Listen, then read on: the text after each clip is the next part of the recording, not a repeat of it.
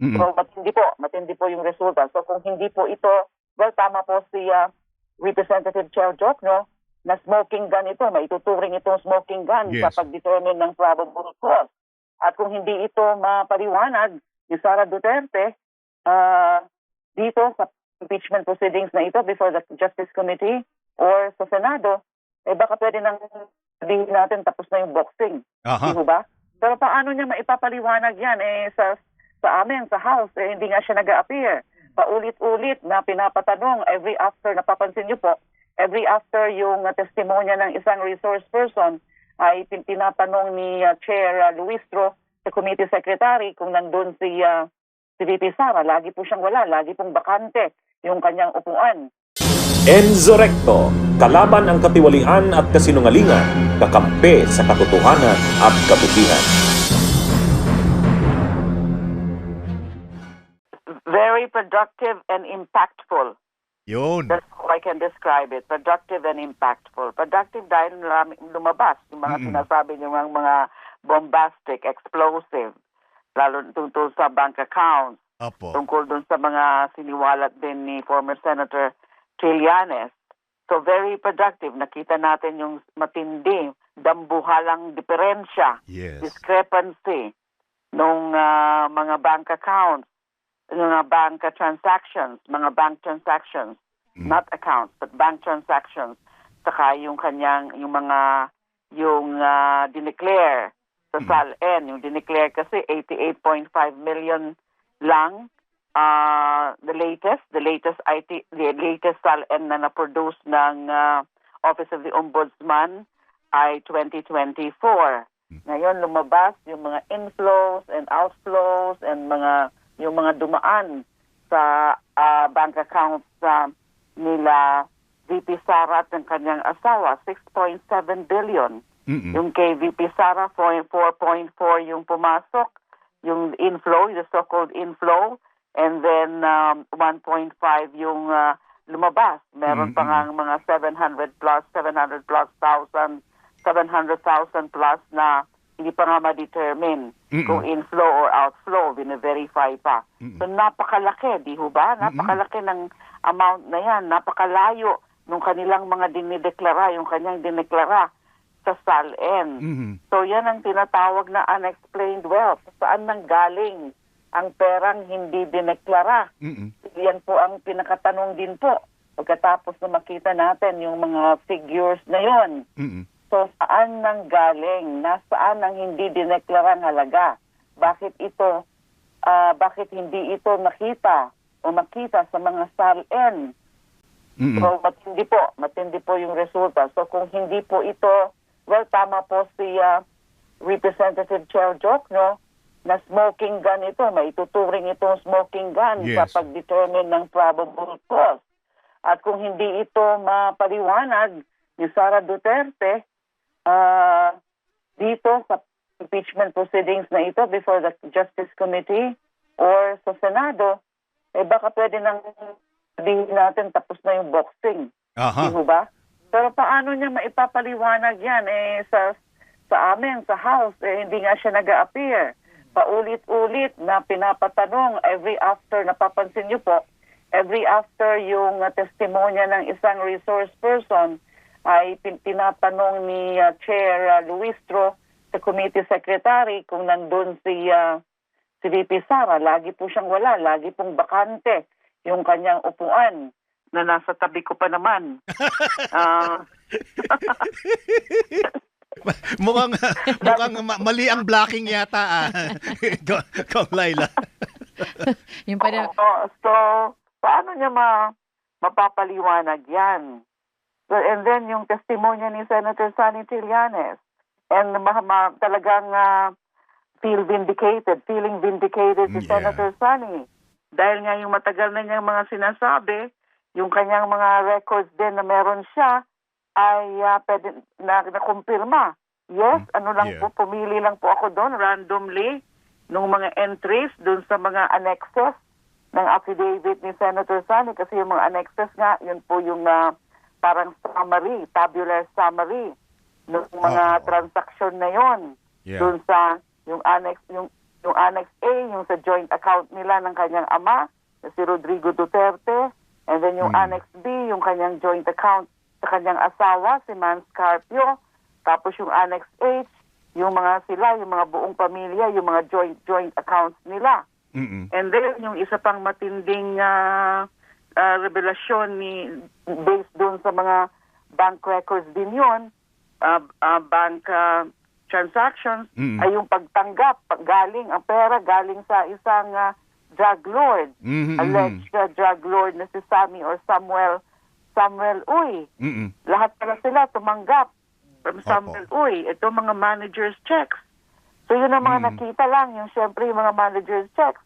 Marami po yun kasi dun po sa pinakita nga pong na table or tabular summary ni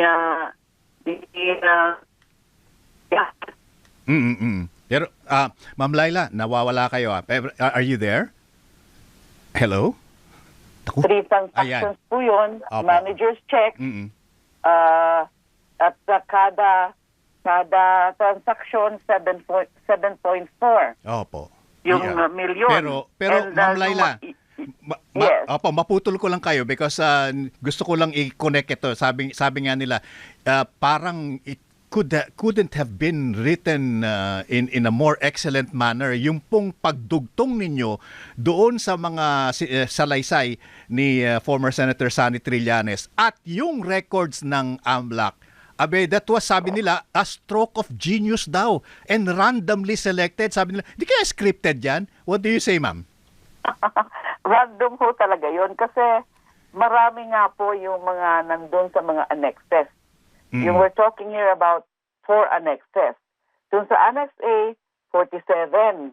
Yung mga lumalabas na transaction doon. Yun yung sa joint account with the father. Yung Annex B, 71. Yung lumalabas doon. Transactions, yung inflow and outflow. Now, that's the joint account naman with the husband. Itong Annex H, yung mga miyembro ng pamilya, ng Duterte, marami. Kasi parang ito yung parang pinaka master table ay 197. Tapos dun naman sa isang Annex I, yung mga payouts, so-called payouts from Sammy Uy, 23 transactions. So, kulang po ang oras, baka kulang isang kalahating araw o isang araw na ipa-confirm natin lahat ito. So, ang naisip ko po, para talaga ma-test yung veracity ng mga listahan na yon ni Senator Trillanes. Actually, may mga sinasabi na siya tungkol doon noon pa.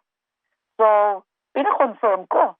And nakita ko naman kasi confidence si Senator Sonny. Kaya inano ko talaga, I decided na ipa-confirm kahit kahit mga sample lang. Yeah. Pero the fact that it was randomly selected at tumugma lahat, yung pinili ko tig-5 doon sa Annexes A, B, and H. Tapos doon naman tungkol doon sa payouts from Sammy Uy, ay ang pinili ko lang yung 3 na pumasok doon kay VP Sara. Wow, So, 18 out of 18, ma'am. 100%. Opo, 18 out of 18. May nanalo na, uwian na. So confident naman kasi si Senator Trillanes. So siguro kung ipa-confirm lahat yun, mako-confirm lahat. Yun po ang paniniwala ko. And that really strengthens everything. Strengthens the ground of unexplained wealth. Yeah. Saka, pwede ba yan na meron tayong Vice President at matagal nang naging opisyal ng gobyerno mula pa nung mayor and vice mayor siya sa Davao na tumatanggap ng ganyan from unknown drug lord. Tsaka yung mga tinago nila. Yung mga yan, yung mga inflows na yan, na billion. We're not talking here of hundreds of thousands or several millions. These are billions. Tapos na halata, na klarong-klaro, na walang dineclare o hindi dineclare sa SALN. Dahil nga 88.5 million lang yung sa latest SALN sa 2024 SALN. So lalo na yung mga previous SALN, wala rin report tungkol dyan. And isa pang ang notable observation doon, dati, meron dinideclare na cash on hand or cash sa bangko na from 2006 to from 20 ano bang year yun? Basta until 2019 ay meron. Pero mula nung 2020 ay wala na siyang dinideclare na cash on hand. Di ba katakataka rin yan? Yeah. And then kahit piso wala sa bangko. Wala siyang hawak. So how can she explain that? But So yun, in the spirit... yung tungkol nga pala sa cash on hand, from 2007 hanggang 2018, merong deklaradong cash on hand or cash on bank. Pero mula 2019 to 2024, wala na declared cash in bank or cash on hand. Tapos yung mga cash on hand or declared cash on hand or cash on bank noon from 2007 to 2018, ang nagiging maximum lang ata 3 million or 4 million. So, halata na hindi talaga dineklara. Lalo na yung matataas talaga ng mga millions of pesos and hundreds of thousands of pesos na pumasok at dumaan sa account niya. At ito po yung mga napuna lang ng bangko, no? What more for the lesser than 500,000 na mga hindi napupuna? But in the spirit of fairness lang po, Congresswoman, and I know this was also raised by a certain congressman, I just forgot who, pwede niyo po bang i-explain the wisdom of why we have to look at transactions, banking transactions na pumapasok sa kanilang accounts even on the years prior to her becoming a vice president and the secretary of the Department of Education, kung ang impeachment hearing lamang po ay ang tinitinan lamang yung kanyang pagiging vice presidente at yung kanyang pagiging department secretary. Okay, unang-una po dyan sa tungkol dun sa pwede ba na kahit in her capacity as DepEd, kasi concurrent siya as DepEd, as Vice President, as DepEd. Alam mo, yung mga grounds na yan, pag sinasabi natin na nagwaldas o nag-misuse ng confidential funds at kung ano pa man na mga impeachable offenses, hindi naman pipiliin yan kung ano yung pinaka-status mo o pinaka-role mo, because we're talking here of one personality. Yeah. You know, Vice President siya, and then at the same time, DepEd. Kasi if we have to cite an extreme example, ay paano kung she commits a murder while while Vice President and also as DepEd? Pipiliin mo ba yung pagkatao niya bilang Vice President or DepEd Secretary? Ang importante, nasa pwesto ka, and then your impeachable offense as Vice President, pero meron ka rin mga ginawa in your concurrent capacity as DepEd Secretary. Hindi pipiliin, isang tao lang yan, isang ulo lang yan, na hindi pwedeng sasabihin na, hindi na yan pwede, kahit may kinumit siya, na let's say high crime, na kasi ano lang siya, as Vice President, as the DepEd Secretary. But she happens to be the Vice President. So, hindi po valid yan, argument na dun lang tayo kung ano yung mga nagawa niya bilang Vice President. But as Vice President, again, concurrent siya as DepEd Secretary. Hindi mo mahahati yung kanyang personalidad sa pagganap ng kanyang mga official functions. Okay. Doon naman sa tungkol sa bakit tinahalongkat din natin yung mga dati na mga bank transactions niya, yung mga hindi maipaliwanag na yaman. Kasi nagpapakita ito ng pattern, ng scheme, ng habit, ng plan na alam nyo na yung kasi nga, dati na niyang ginagawa yan na nagkakamkam siya, nag-accumulate siya, nag-aamas siya ng unexplained wealth until naging Vice President siya. And it looks and it goes deeply into the issue of her fitness and her, yung dapat ba siya na manatili bilang Vice President? Na nakikita natin na mula pa pala noon as Vice Mayor and Mayor ng Davao ay meron ng mga tinatagong mga yaman na malalaking yaman. What kind of a vice president is that? That's betrayal. Pero- That's betrayal of Oo. public trust. So, pinapakita nito yung scheme, yung pattern ng pagkakamkam ng unexplained wealth. But of course, the threshold is may probable cause na ba? Yan ang malalaman natin sa 29th, ano po, Congresswoman? Yes, sa 29, Yeah. posible. Oo, Kasi ayan. isang ground na lang yung tungkol dun sa alleged threat, yung plot to assassinate the president, the former speaker, and the first lady. Although, merong hanging issue pa rin kasi lay on the table yung tungkol sa pagbubukas ng kahon. Yun yung na yung nga. mga BIR tax records. Opo. Kumontra po ako doon. I know. At, Naniniwala po ako na hindi pwede yan dahil na ganyan na sinasabi nung BIR commissioner na dahil pwede lang daw in aid of legislation at Yeah. kahit nga in aid of legislation, executive session daw. So anong ibig sabihin Yeah. yan? Kaya- Kasi yung House ngayon through the committee now na nagdedetermine ng probable cause is not acting in, it's not a hearing in Yeah. aid of legislation. It's impeachment. sabi nyo nga, sui generis, di po ba?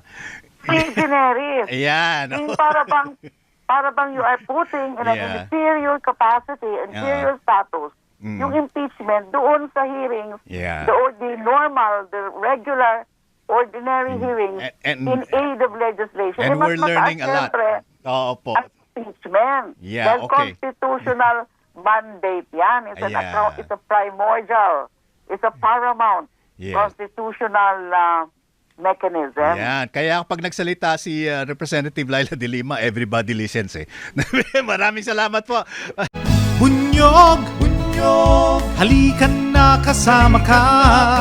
Bunyog, kapag buklod ay may pag-asa. Luzon, Visayas, Mindanao, isa ang pananaw.